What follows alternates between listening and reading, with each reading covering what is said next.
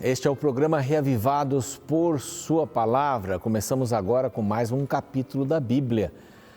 Cada dia um capítulo novo, assim vamos passando os 1189 capítulos em 1189 dias. Passa rapidinho e dá uma satisfação tremenda depois que a gente lê a Bíblia toda dessa forma. É um método, você pode ter outro método aí com você, mas esse é o método que nós escolhemos aqui para compartilharmos a palavra de Deus. E eu tenho um versinho para ler para você antes. Salmo 147, é um contexto todo, diz louvai ao Senhor, Ele é bom e amável, vamos cantar louvores, tal, etc. E aí o verso 4 diz assim, que Ele, Ele conta o número das estrelas, chamando-as todas pelo seu nome. Eu acho muito sublime isso, muito sensível. Deus conhece todas as estrelas. Você já olhou para o céu, tentou contar as estrelas? Não dá para contar as estrelas, né? Porque de repente uma pisca ali, você não tinha contado aquela, é menor, é maior, é uma confusão, você não consegue. Deus conta as estrelas, mas Ele faz mais do que isso. Ele a chama pelo nome. Bom, se Ele faz isso com o universo, não vai fazer com você e comigo também? Deus sempre sabe quem você é. A Bíblia diz que Ele sabe quantos fios de cabelo tem na sua cabeça. Para algumas pessoas é fácil, né? Porque não tem cabelo. Mas Ele sabe exatamente quantos fios de cabelo, quando um cai. Esse é um Deus maravilhoso, vamos louvá-lo. Esse é o convite aqui do salmista, louve ao Senhor, Ele conta as estrelas, chama-as pelo nome. Eu acho isso muito sublime, um verso que eu adoro, esse capítulo 147 de Salmos, esses versos lindos aqui. Nós estamos aqui para estudar a Bíblia todos os dias, você pode encontrar toda a Bíblia já gravada lá no YouTube, qualquer capítulo da Bíblia. É o pastor Fávero, que me antecedeu, ele tem de Salmos até Malaquias, eu peguei de Lucas 22, fomos até Lucas 21, demos uma volta toda na Bíblia, terminamos a Bíblia, recomeçamos agora, então você tem ali uma possibilidade grande para estudar a palavra de Deus. Se você quiser se inscrever, se não se inscreveu ainda, se inscreva lá. Reavivados por Sua Palavra NT, é o nosso canal no YouTube, clique no sininho para receber as novidades, dê o seu like lá também e compartilhe o programa. É muito importante você compartilhar o programa com seus amigos. Só copiar o link e mandar, tá bom? Estamos também no NT Play, há outros conteúdos que não estão na TV, Novo Tempo. Aliás, nós estamos na TV também às 6 da manhã e às 3, para aqueles que só vêm através de outras mídias, 6 da manhã e com repetição às 3 da manhã do outro dia. Muita gente estuda a Bíblia nesse horário, é incrível, viu? E nem eu acreditava nisso, agora eu acredito, porque tem bastante gente. Também estamos no Spotify, no Deezer, para você escutar, lá desde Gênesis capítulo 1 até agora, nós estamos lá no Deezer e no Spotify, bem? Os Anjos da Esperança sempre estão conosco, nos apoiando, temos muitos que nos apoiam e isso nos faz pregar o Evangelho em português e espanhol para todo mundo através de rádio, TV, mídias sociais e cursos bíblicos. Se você quiser se tornar um Anjo da Esperança, é muito simples, aqui temos aqui esse número para você entrar em contato, tá bom? E os Anjos da Esperança que ajudam a gente a fazer os novos cursos e dar essas oportunidades gratuitas para você, temos aí um novo lançamento, já tem alguns meses aí, mas essa revista é a última que foi feita, fala sobre oração. É um tema lindo, fala sobre oração. Deus me ouve? Claro que ouve você. Como Ele me ouve? Como eu devo orar? Não é? Devo fechar os olhos, abrir os olhos, né? São coisinhas pequenas, não são pequenas, são importantes. Então quero oferecer para você essa revista gratuitamente, você pode pedi-la, vai pelo correio, através do nosso site, novotempo.com/escola bíblica, ou também por este WhatsApp aqui, é só você escrever curso bíblico ou curso bíblico da oração, pronto, você vai receber aí em sua casa, no escritório, onde você quiser, tá bom? Nós vamos para um rápido intervalo e na volta vamos ter aí o capítulo 20 do segundo livro de Samuel. Não saia daí.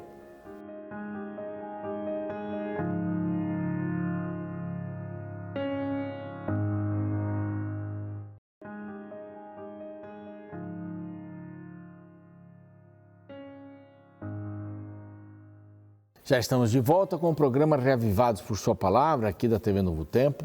Alegria receber você. Está chegando agora aí, estamos estudando o segundo livro de Samuel e já estamos no capítulo 21 hoje. Faltam mais 3 capítulos para terminarmos o livro e começarmos o primeiro livro dos Reis. Algumas histórias vão ser repetidas aqui, depois em crônicas também, algumas histórias se repetem, porque são pegadas diferentes, mas é bom para a gente completar a história, né? Tem umas que estão faltando um pedacinho aqui, outras estão faltando um pedacinho ali, de repente lá em crônicas a gente encontra alguma coisa que não está aqui e tal. É bem legal, a Bíblia é bem legal por causa disso. No capítulo anterior, no capítulo 20, nós vimos ali alguns conflitos bastante complicados com Seba, não é? Já Davi tinha tirado Joabe do comando por tantas mortes que ele tinha provocado por sua própria decisão, sem obedecer o rei, né? Não sei o que o rei ia fazer com Absalão, ou prendê-lo, ou deixá-lo no exílio, sei lá, alguma coisa, não é? Era essa a ideia. E aqui a gente encontra um Joabe bastante desobediente, ele o tira e pede para Abisai, seu irmão, conduzir uma empreitada. Ele coloca Amasa no lugar de Joabe. Amasa demora para montar o exército que ele havia pedido, mas estava fazendo isso. Ele mesmo se acha que deve continuar no poder e sai com Abisai e toma conta da batalha. Só que ele encontra Amasa com os seus soldados que ele conseguiu, que eram das 10 tribos, né, de Israel, como a gente está explicando bem aqui, né, as 10 tribos, 2 de Judá e Simeão para baixo era onde o rei ficava. E encontram-se, Joabe o mata, vai dar um beijo nele, até bem estranho aqui a maneira como eles falam, né? Pegava a barba do colega e dava um beijo nele. Ele pegou a barba de Amasa, puxou a espada, Amasa viu a espada e enfiou, e todas as suas vísceras saíram, foi uma coisa assim horrível, e ele assumiu de novo, mas ele vai ser deposto, daqui a pouquinho ele vai ser deposto. Bom, teve essa sedição toda de Seba, ele fugiu, estava dominando uma cidade com um grupo, e o exército de Davi chegou ali, não houve batalha, porque uma mulher muito sábia disse: vocês querem quem? Querem Seba? Vocês vão receber Seba. E aí tudo voltou em paz, tudo voltou tranquilo, e termina o capítulo mostrando que Davi não era ninguém sem as pessoas que o ajudavam. Todas as pessoas, por mais simples que fossem, estavam ajudando Davi na liderança. Agora temos o capítulo 21. Houve uma questão entre amalequitas e gibeonitas. Os gibeonitas ajudaram bastante Josué, não é? Nas suas batalhas, nas suas andanças, né? E então se tornaram nações amigas, os gibeonitas e os israelitas, os hebreus. Deus havia pedido para Saul combater o exército dos amalequitas. Amalequitas, um outro povo que inclusive não foi bom com o povo de Israel quando estava no deserto. E o que fez Saul? Saul, que gostava, entre aspas, de ouvir a voz de Deus, né? Ele não vai lutar contra os amalequitas. Ele vai destruir os gibeonitas, depois de vários anos. E eles não entenderam nada daquilo porque eram nações amigas. Se tornaram nações amigas. Uma aguinha. Inclusive, interessante, né? Havia o bisavô de Saul, era pai dos gibeonitas. Ele não levou isso em consideração.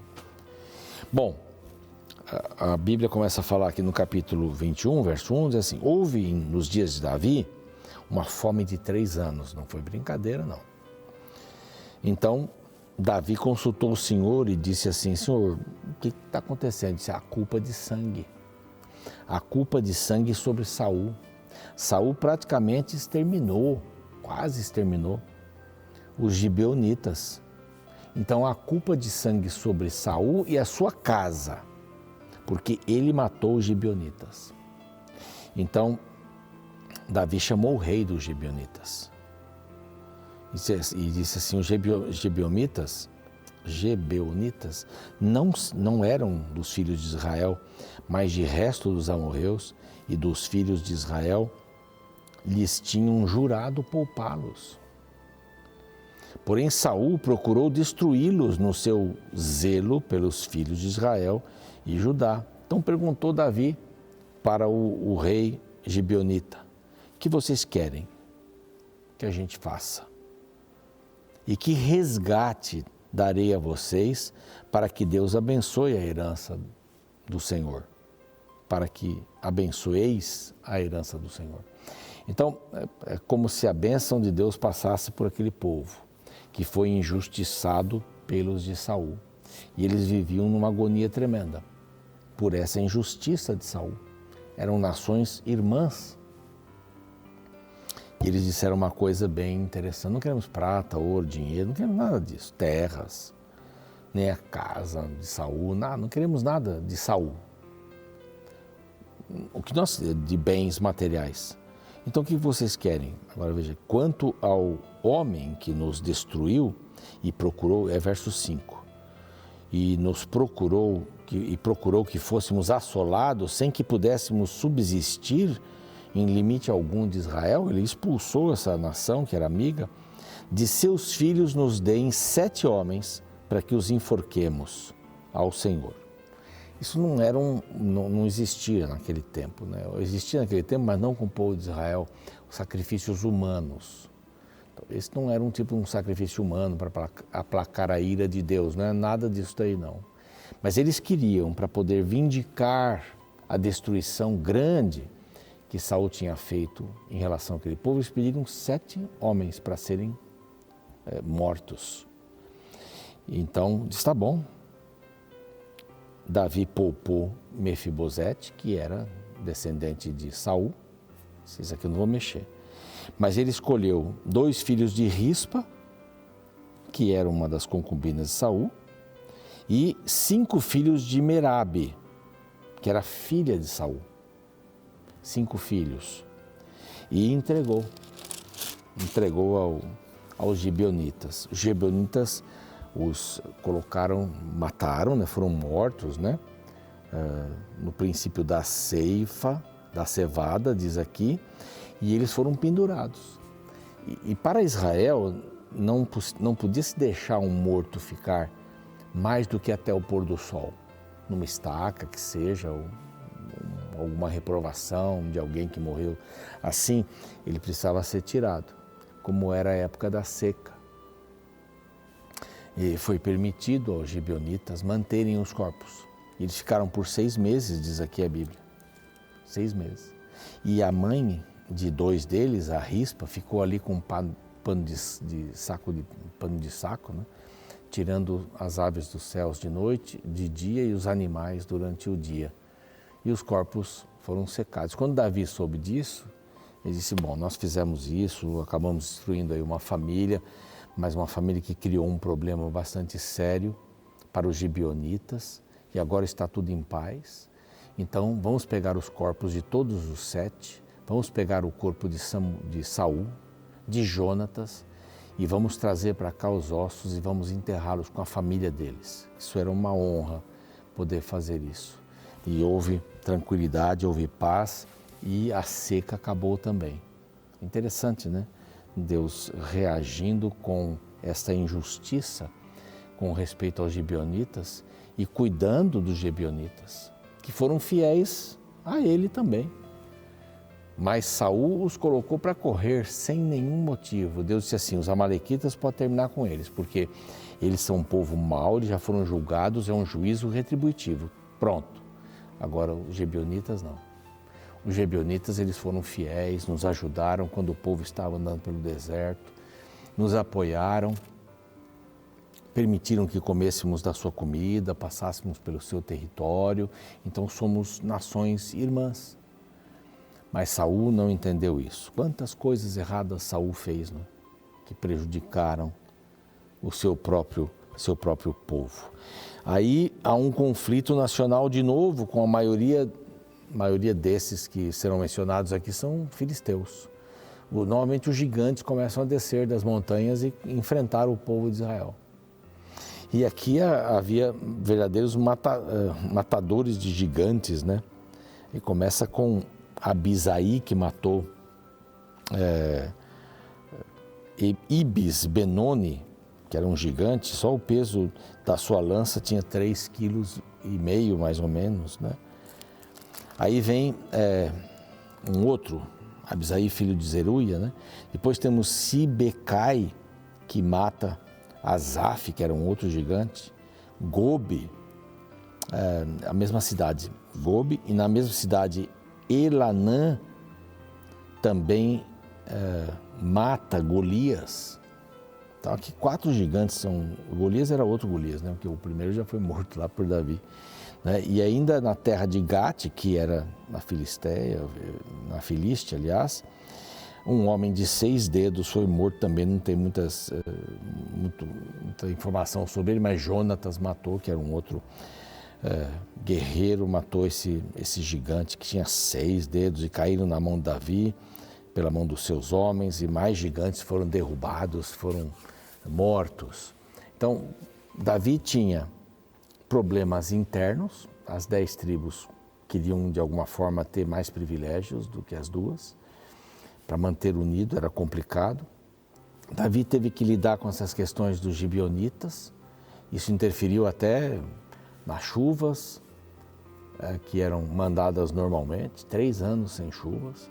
Resolveu essa questão, 7 homens foram mortos, houve um enterro digno de Jonatas, esses homens, lá em Gileade, a terra de Saul. E aqui ele tinha conflitos também com os gigantes. E Deus está muito disposto a matar gigantes, né? Há muitas músicas que falam aí sobre essa questão dos gigantes. Os gigantes são comparados, né, aos problemas grandes que a gente tem na vida, aos problemas que parecem insolúveis. Deus está sempre disposto e pronto para nos ajudar a matar esses gigantes da vida, que ficam perturbando. Os filisteus perturbaram o povo de Israel muitas vezes. E esses gigantes que a gente encontra aí parecem coisas intransponíveis, né? Mesmo pecados que cometemos, que parecem que não existe mais perdão para nós por causa daqueles pecados. E situações do dia a dia, de provações do dia a dia, que são gigantes, conseguir um emprego numa época de dificuldade financeira do país, conseguir terminar a faculdade, pagar a faculdade, estudar para se formar, são gigantes que vão acontecendo por aí. E Deus pode ajudar-nos a matá-los todos. Deus tem poder diante dos gigantes. Haja vista Davi, um jovem, não pronto para a guerra, destrói a vida de um gigante e a nação toda foge. Com uma pedra, ou foi a força de Davi que matou o gigante? Não, não foi a força, foi o próprio Deus. Deus lida com os gigantes da nossa vida, confie nisso. Tenha certeza disso. Eu gostaria de orar com você nesse momento. Pai querido, há muitos gigantes na nossa vida e nós gostaríamos que o Senhor lutasse e vencesse esses gigantes, que tenhamos uma visão correta de como lidar com eles. Nós não temos forças para vencê-los, então o Senhor deve assumir as rédeas da nossa vida e nós nos colocamos diante de Ti, do Teu trono, da Tua vontade, para que o Senhor dirija cada passo e que sejamos vitoriosos aqui e eternamente. Em nome de Jesus, amém. O programa vai seguir, a gente fica por aqui e amanhã vamos voltar aqui com o capítulo 22, que é um cântico de Davi muito lindo, que é o Salmo 18 também. Você vai conhecer isso, tá bom? Até amanhã, a gente se encontra. Antigamente, nas guerras medievais, era muito comum a função do alferes no campo de batalha. A ele cabia a função de guardar a bandeira de seu exército. Geralmente, este guerreiro ia para o campo de batalha apenas com a bandeira em suas mãos. Ele não carregava armas ou escudos para se defender. Qual a função, então, deste personagem? A resposta é inspirar. Ele corria de um lado para o outro, desafiando os soldados a lutarem bravamente por sua pátria. A presença dele trazia coragem aos outros ao seu redor. No capítulo 21 do segundo livro de Samuel, Davi é apresentado como a figura que inspira seu exército. Enquanto lutavam contra gigantes, um dos inimigos, chamado Isbi-Benob, quase tira a vida de Davi. Veja o que aconteceu, segundo o verso 17 relata. Porém, Abissai, filho de Zeruia, socorreu-o, feriu o filisteu e o matou. Então os homens de Davi lhe juraram dizendo: Nunca mais sairás conosco à peleja, para que não apagues a lâmpada de Israel. Davi não era apenas mais um soldado no meio do exército. Ele era considerado a lâmpada no meio dele. Sua presença inspirava os outros ao seu redor. Sua ausência seria um prejuízo para todos. Por isso os soldados decidiram poupá-lo da guerra, para não perderem aquele que os inspirava nas lutas. Você consegue imaginar alguém assim? Alguém cuja ausência faz falta? Alguém cuja existência é importante para a existência dos outros? Você poderia ser qualificado como a lâmpada em sua casa ou em seu trabalho? Sua presença ilumina ou atrapalha a jornada de outras pessoas? Lembre-se hoje do desafio deixado por Jesus para todos os seus seguidores: ser a luz do mundo em trevas.